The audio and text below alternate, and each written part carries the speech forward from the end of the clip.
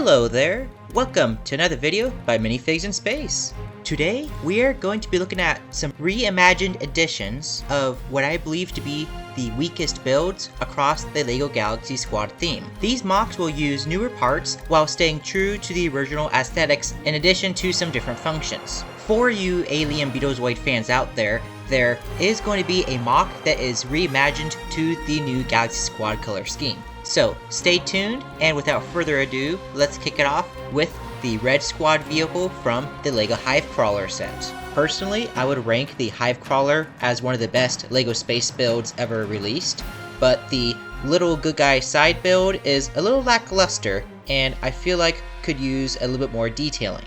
In particular, a full-sized cockpit for the Red Squad human leader. Since his companion is a robot, I did not see a need to enclose him in a cockpit, which gave me the opportunity to work on some other details, such as wing flaps doubling as some landing gear. The Galaxy Squad vehicles were known for their split function, meaning they can separate into multiple parts, so I consider this to be an essential feature for this build. The shape of the main space build here was partly inspired by the Alien Bugs Space Swarmer. I would like to point out this little black clip back here because it becomes an important feature for the last model in this video, so stay tuned and we'll get to that in a moment. My favorite detail on this ship has to be the little guns at the front that use rotating gears inserted into standard bars. As for the robot sidekick's little spaceship, it is a fairly simple construction, but one thing I wanted to be very intentional about with this model was to make sure it didn't look obvious that it came from a section of another larger build. So this Technic assembly is the main connection point that doubles as a large laser cannon. When the speeder detaches from the starship, these little engines flap out to give propulsion for the robot. And with that transformation, he's ready to take down the bad bugs. Next, it's time to move on to an alien build. And if you look at these pieces here, you might be able to guess what I took to modify into an Alien Beetlezoid vehicle. This is the Space Swarmer upgraded into the Beetlezoid Swarmer. I explored the Alien Beetlezoid vehicle design theory in a previous video, so if you have not seen it yet, I highly recommend checking it out. The Space Swarmer originally used this highly specialized piece, however, I found it to be very lacking for adjusting the legs in different angles. So I upgraded them to this, which uses a stud with a bar connection that swivels to allow the legs to go different angles. For the grabber claw mouth, I did use some new claw elements. However, they don't grip minifigures quite as snugly as the old design, so that is a downside.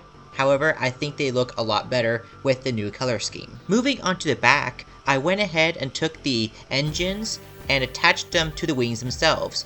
This is so that they can fold in when not in use. This in turn made room for a connection point to attach alien eggs, and of course the cocoon pods for taking prisoners back to the Hive planet. The new leg design allows the cocoon pod to be attached while keeping the build stable. Next up, we have the Bug Obliterator, and we're going to be focusing on the alien build, which LEGO called a dragonfly of all things, and I think it looks too chunky. So this is my redesign, where I slimmed down a little bit and made it look a little bit more like a dragonfly, with some, of course, alien touches here and there. The head is a complex design, which includes some stud shooters on it. And here we have the Bugoid pilot enjoying a little bit of a popsicle. The blades for the wings were introduced through LEGO Ninjago and are attached to flexible ball joints, allowing a lot of motion to be customized for posing. Now, if you recall, the original set allowed the connection of an alien cocoon pod at the back. This design allows it as well, except it goes under the tail versus on top of the tail. Adjusting the tail like so allows the connection point to be revealed.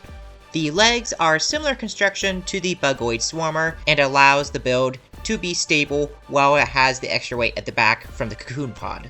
Last but not least, we have the Vermin Vaporizer, and we will be focusing on the main build itself. My main critique with the original Battle Buggy is that there are a lot of gaps between the armor, so for this build, I went ahead and smoothed things out and blended the body together a little bit more. The biggest departure from the original design is that it is now a half-track vehicle versus a buggy vehicle. The biggest weapon on here is the adjustable laser cannon, and in order for it to swing around, you'll have to lower the radio antennas to give some clearance. And speaking of the cannon, it is designed to detach and to transform into a walking machine that can target things autonomously. This helps to free up the robot companion so that he can go tackle other enemies. Now, do you remember that little black clip I pointed out on the Red Squad vehicle?